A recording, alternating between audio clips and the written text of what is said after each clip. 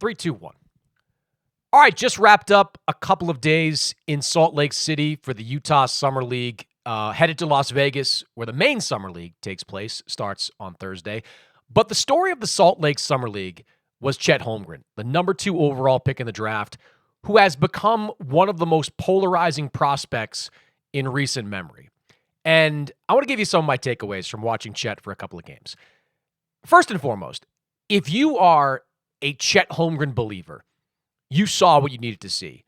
He has a diverse offensive skill set. For example, how many centers in today's NBA can collect the ball off the glass and start the fast break themselves? The list begins with Nikola Jokic.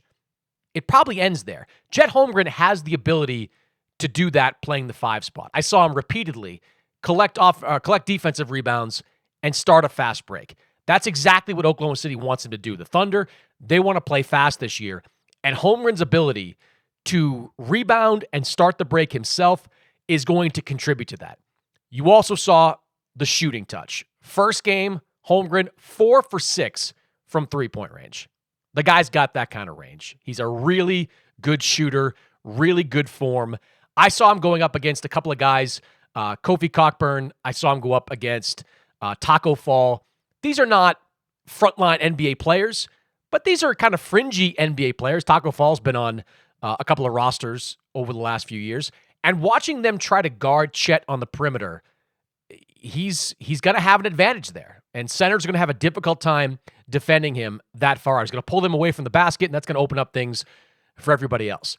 You could see the passing, the court vision. He's got a real playmaking gene within him. The ball handling was there. I saw him put a crossover on a couple of guys. That's going to be effective in the NBA. If you like Chet, you saw everything you wanted to see in his first couple of games. At the same time, if you're a Chet Holmgren skeptic, you saw what you wanted to see as well. He might be the skinniest NBA player I've ever seen. I remember watching Kevin Durant when he came to the NBA. He was skinny. Giannis Antetokounmpo, when he came into the NBA, he was skinny.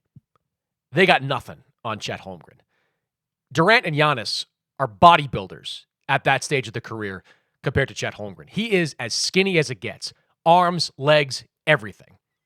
It's going to be difficult for him to pack on weight at that position. And I was talking to some of the coaches and scouts and NBA types that are seated courtside watching, and one thing that came up often was, yeah, Chet made a lot of shots.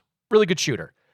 But one of the reasons he was taking those shots is because he couldn't get around his guy. He wasn't strong enough to get around those guys. So he's going to have to be a high percentage perimeter shooter because early on, he's going to really struggle dealing with the physicality of today's NBA.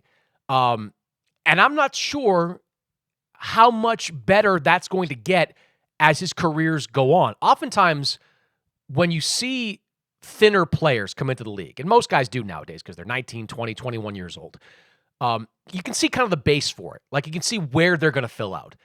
I don't really know where Chet Holmgren's going to fill out. Now, he's never going to gain 40, 50 pounds. He's not going to be one of those guys. But how much stronger does he get? Durant didn't put on a ton of weight either as his career progressed, but he got a lot stronger, and that made him so much more effective on both ends of the floor.